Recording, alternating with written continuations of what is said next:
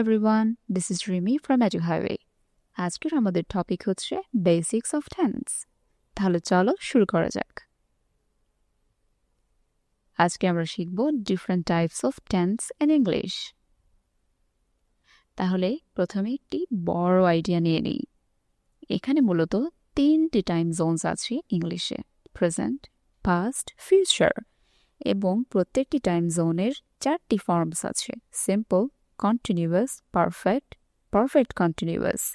তাহলে 3 চারা কতটি হলো? 12টি টেন্স।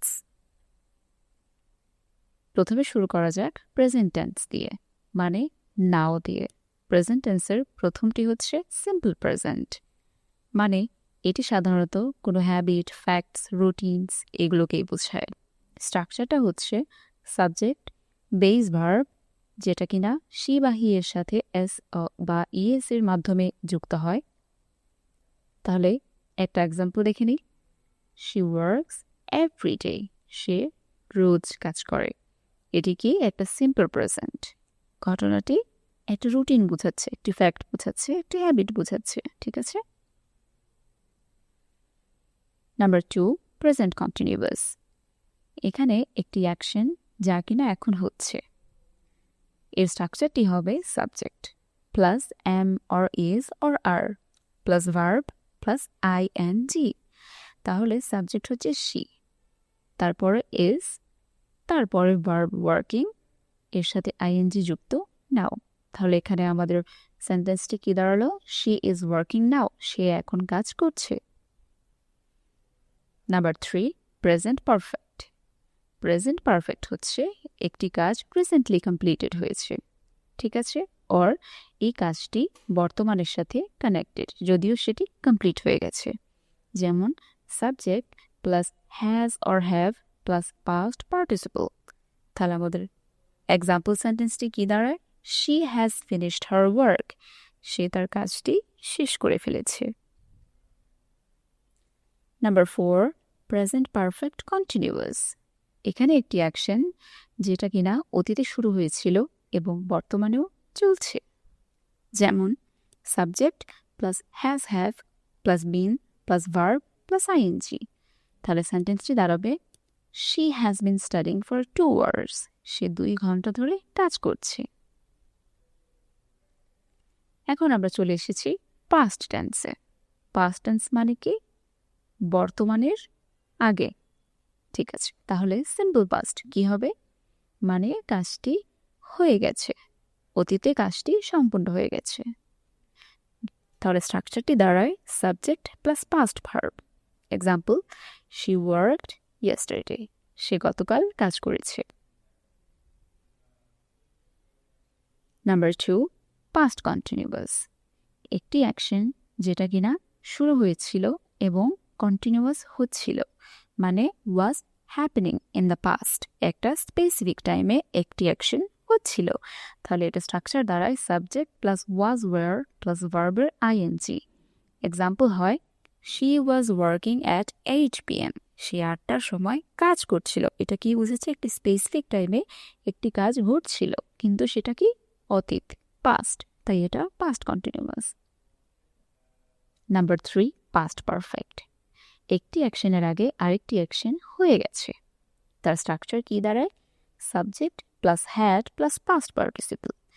তাহলে এক্সাম্পল হয়, she had finished before I arrived, আমি পৌঁছার আগেই সে শেষ করে ফেলেছে। তাহলে আমি আসার আগে, এটা কি?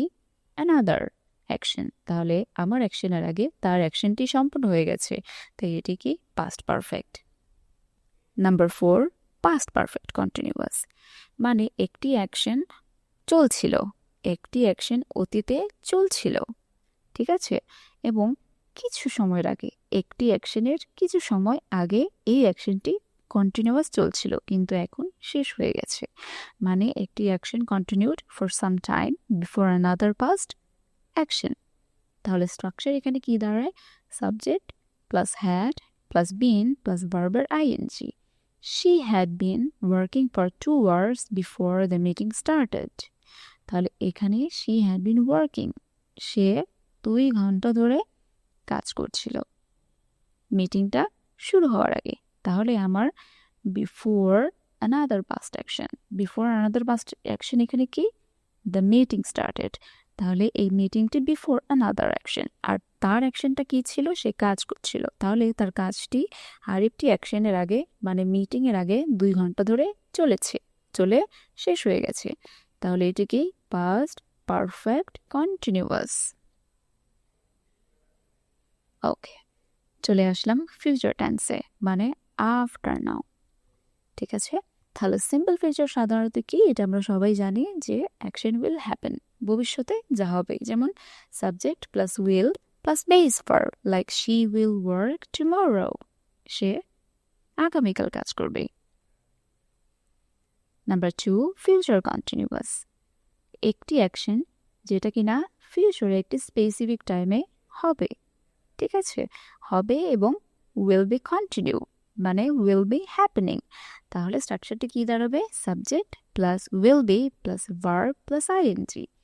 She will be working at 8 PM, সে 8টার সময় কাজ করবে। ঠিক আছে, কাজটি সে করবে মানে উইল বি হ্যাপেনিং 8টার সময় অ্যাট 8 PM, তাই এটা কি future continuous. Number 3, future perfect, একটি অ্যাকশন ভবিষ্যতে একটি সার্টেন টাইমের আগে কমপ্লিট হয়ে গেছে, মানে ওই অ্যাকশনটি ভবিষ্যতের একটি সার্টেন টাইমের আগে কমপ্লিট হয়ে যাবে, কমপ্লিটেড, তাহলে আমার স্ট্রাকচার কি দাঁড়ায়, subject plus will have plus past participle, যেমন she will have finished by 10 PM, 10টার আগে তার কাজটি শেষ হয়ে যাবে, তাহলে কাজটি শেষ হয়ে যাবে, এখানে আমরা শি উইল হ্যাভ, তার কাজটি শেষ হয়ে যাবে, তাহলে কি কাজ, ফিনিশড, এখানে ফিনিশড কি পাস্ট পার্টিসিপল, বাই 10 PM, এটা কি একটা certain time, future certain time, তাহলে এই ফিউচারের সার্টেন টাইম 10টার আগে তার ওই কাজটি শেষ হয়ে যাবে, তাহলে এটা ভবিষ্যতের কিন্তু হয়ে যাবে বলেছে, তাহলে এটা পারফেক্ট, তাহলে এখানে একসাথে কি হয়ে যায়, future perfect. Number 4, future perfect continuous, একটি অ্যাকশন একটি পয়েন্টে মানে আপ টু এ পয়েন্ট ভবিষ্যতে চলবে কাজটি, তাহলে স্ট্রাকচার কি দাঁড়ায়, subject plus will have been plus verb I N G, তাহলে কি হয় আমাদের example, she will have been working for 3 years by 10 PM, তাহলে সে কাজটি 3 ঘন্টা ধরে করবে, কয়টার দিকে, বাই 10 PM, তাই এটা কি হয়েছে, ফিউচার পারফেক্ট কন্টিনিউয়াস, মানে ঘটনাটি আমরা জানি এবং সেটা কিভাবে শেষ হয়ে যাবে মানে ঘটনাটির পরিণতিটাও আমরা জানি এবং এটা চলতে থাকবে, তাই এটি হয়েছে কি একাধারে ফিউচার একাধারে পারফেক্ট আর একাধারে কন্টিনিউয়াস, তাহলে এটা হবে কি ফিউচার পারফেক্ট কন্টিনিউয়াস।